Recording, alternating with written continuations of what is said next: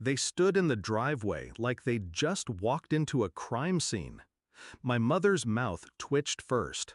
My father's arms were already crossed.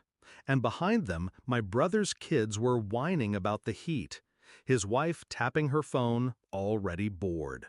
"This is it?" Mom spat, motioning to the modest white bungalow with a red door and a narrow porch. "This is your big new house?"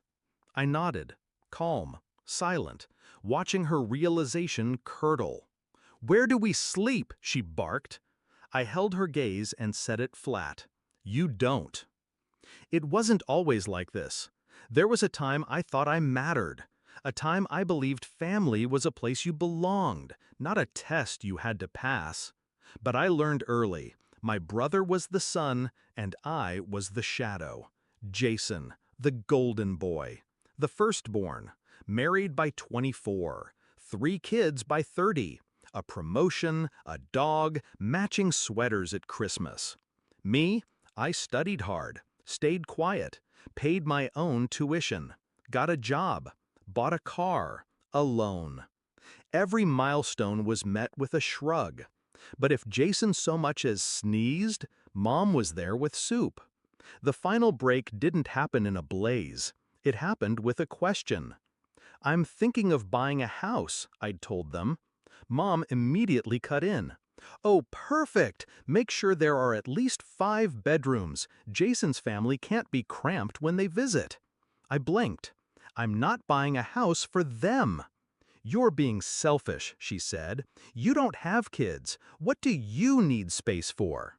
I laughed. Small, tight. She wasn't joking. Dad joined in.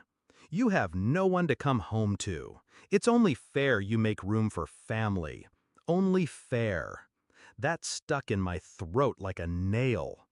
That night I couldn't sleep. I thought about all the birthdays they missed, the job offers I celebrated alone, the way they always asked about Jason first. I remembered sitting at Thanksgiving while they passed him the biggest piece of pie and told me I was so independent for not needing attention. I thought about the text Mom sent last year. "We won't be visiting for your graduation. Jason's kids have a recital." And I thought, what would happen if I stopped trying to be chosen? I started planning in silence. I researched homes, quiet neighborhoods, small yards, peaceful corners. 2 bedrooms, one for me, one for an office. No guest room, no space for guilt, no room for manipulation. I signed the papers within 2 weeks, didn't tell them, didn't send pictures. When they found out, through a post I made for friends, Mom called immediately. "You bought a house and didn't tell us?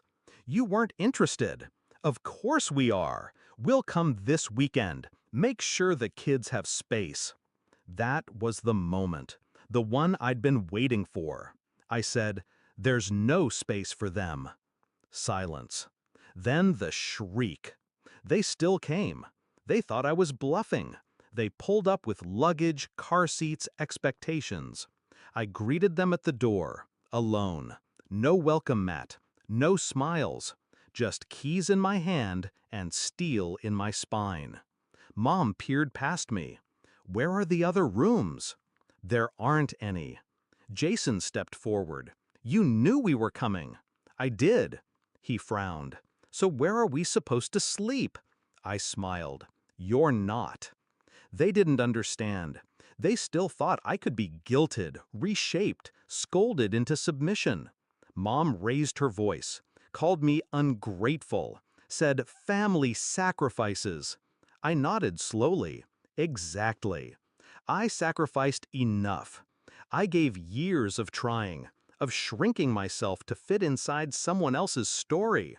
Jason scoffed. "You're being dramatic." "No," I said. "I'm being free." They didn't stay long. 15 minutes of stunned silence and sputtered insults. Then the slamming of car doors, the engine roaring down the street. And me?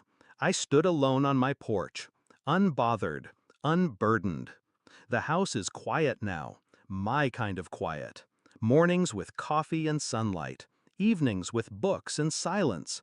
No forced smiles, no adjusting to fit. Just me, breathing easy for the first time in years. They call sometimes. I don't always answer. And when I do, the tone is different now. Measured, hesitant. They ask about visiting. I say I'm busy. They ask if I'm angry. I say, not anymore. Because this isn't about rage. This is about reclaiming. People think revenge is loud, but the loudest revenge is peace. Mine is a 2-bedroom bungalow and a locked front door.